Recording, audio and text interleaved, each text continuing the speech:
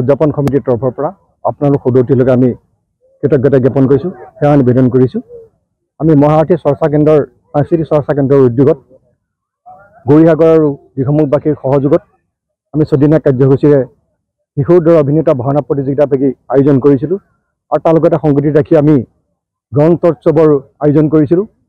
আমি আজি গ্ৰন্থোৎসৱৰ আমি সফল সম্পাদিত হৈছে বুলি ভাবিছোঁ আৰু এইখিনি কৰিব যাতে আমাৰ গৌৰীসাগৰবাসী আৰু দিখৌমুখবাসী ৰাইজৰ অকুণ্ঠ সহযোগিতা আমি লাভ কৰিছোঁ। আমি ভাবিছোঁ আমাৰ যি উদ্দেশ্যলৈ আমি এই অনুষ্ঠানভাগি আয়োজন কৰিছিলোঁ আমি সফল হৈছোঁ বুলি ভাবিছোঁ। আমি শিশুৰ মনলৈ উৎকৰ্ষ সাধন, আধ্যাত্মিক দিশ, শৈক্ষিক দিশ সকলো দিশৰ ওপৰত আমি গুৰুত্ব দিছিলোঁ।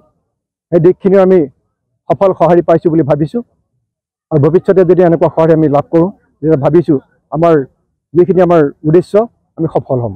শিশুৰ ভাওনা আচলতে শিশুক গঢ়িবলৈ হ'লে শিশুক সৰুৰ পৰাই গঢ়িব লাগিব। এজন শিশু আজি শিশুৱে কাইলৈ এজন সুনাগৰিক। আমি সৰুতে যদি শিশুসকলক আমি গঢ়ি নিদিলোঁ ভৱিষ্যতে এজন সুনাগৰিক হোৱাৰ আমি আশা কৰিব নোৱাৰোঁ। সেই ভাবিছোঁ শৈক্ষিক দিশৰে হওক বা আধ্যাত্মিক দিশে হওক বা শৈক্ষিক দিশে সকলোকে আমি সৰুৰ পৰা গঢ়ি তুলিব লাগিব। কাৰণ শিশুৱে সদায় মাতৃগৰ্ভতে শিকি আহে। এই স্থলত আমি ভাবিছোঁ আমি এতিয়াৰ পৰা গঢ়ি তুলিলে সুনাগৰিক হোৱাত আমি সহায় কৰিব পাৰিম।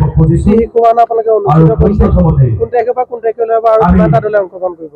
আমাৰ 29 তাৰিখৰ পৰা আমি 3 তাৰিখলৈকে আমাৰ শিশুৰ দ্বাৰা অভিনীত ভাওনা প্ৰতিযোগিতা আয়োজন কৰিছিলোঁ। তাত আমাৰ সৰ্বমুঠ 10টি দলে অংশগ্ৰহণ কৰিছে। আমাৰ যোৰহাটৰ পৰা গোলাঘাট, লখিমপুৰ, দুলীয়াজান প্ৰায় এইবিলাক আমি জিলাৰ পৰা আমি প্ৰতিনিধি আমাৰ মাজত আহিছে।